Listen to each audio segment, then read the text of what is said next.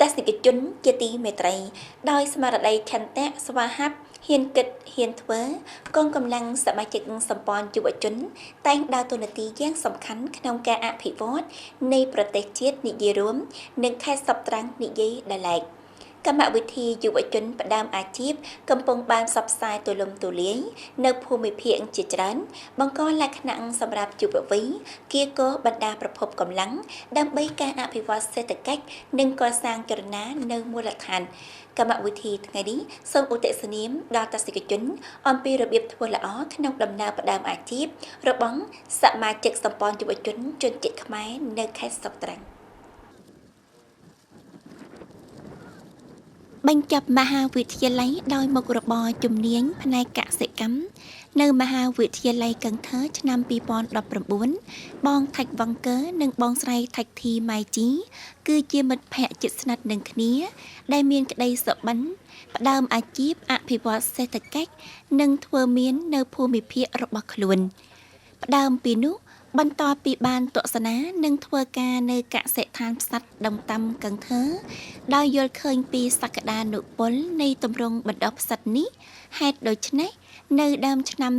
2024មិត្តទាំងពីរបានសម្រេចចាត់សហការបង្កើតកសិដ្ឋានផ្សិតខ្យងនៅឃុំថាញ់ភូស្រុកមីស្វីងដាំសិតbảo ngưហ្នឹងlàពីតាំងពីដាំមកដល់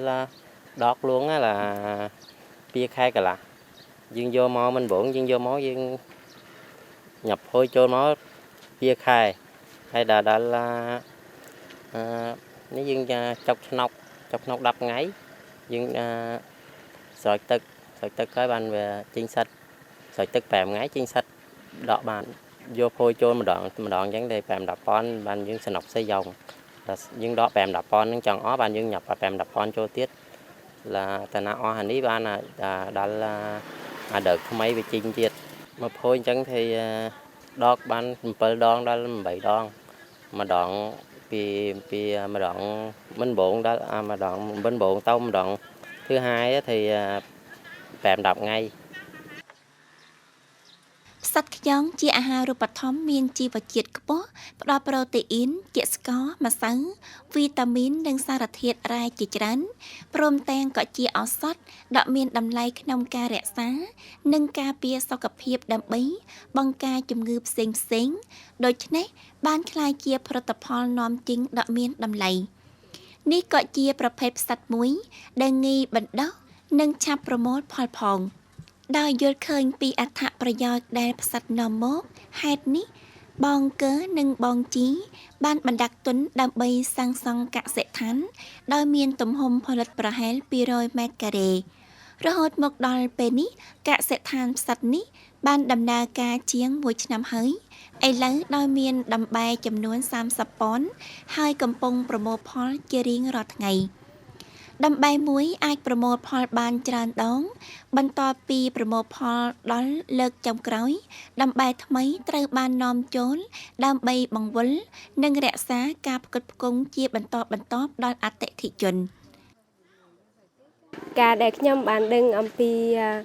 របស់ដាំផ្សិតបៅងឺនេះក៏មកពីដែលខ្ញុំចង់រកមុខការមួយដើម្បីនឹងផលិតបាននៅស្រុកភូមិយើងហេតុនេះហើយក្រោយពេលដែលខ្ញុំស្រាវជ្រាវនឹងបានមិត្តភក្តិឧទ្ទិសនាមថែមខ្ញុំក៏សម្រេចចាត់ថានឹងដាំពូជផ្សិតនេះចាអភិក្រមបណ្ដុះនិងថែទាំផ្សិតខ្យងមិនសូវពិបាកប៉ុន្មានហើយអាចបណ្ដុះបានរាល់ឆ្នាំប៉ុន្តែទាមទារឲ្យអ្នកបណ្ដុះត្រូវក្តាប់បានបច្ចេកទេសនិងតាមដានជាប្រចាំដើម្បីមានវិធានការដោះស្រាយទាន់ពេលវេលាតម្រូវការសំខាន់មួយគឺប្រទេសបណ្ដុះផ្សិតត្រូវតែមានខ្យល់ជីងចូលបានល្អមានពន្លឺសមរម្យផ្ដល់សំណើមគ្រប់គ្រាន់និងរក្សាសីតុណ្ហភាពក្នុងជួរដែលសមរម្យសម្រាប់ការលូតលាស់របស់ផ្សិត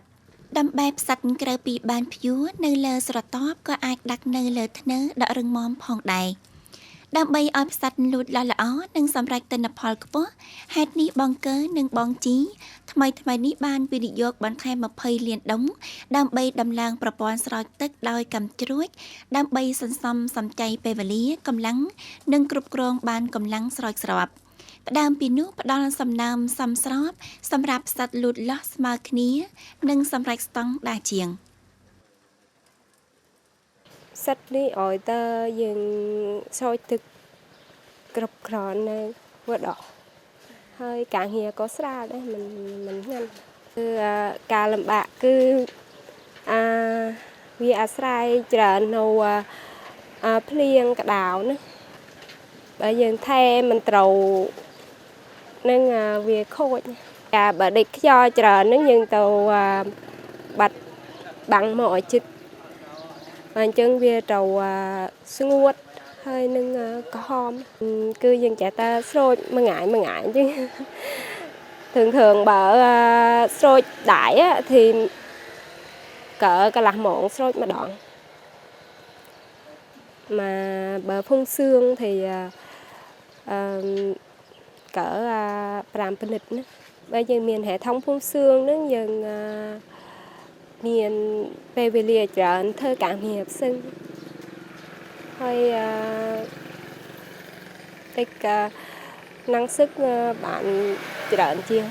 tại khập ẩm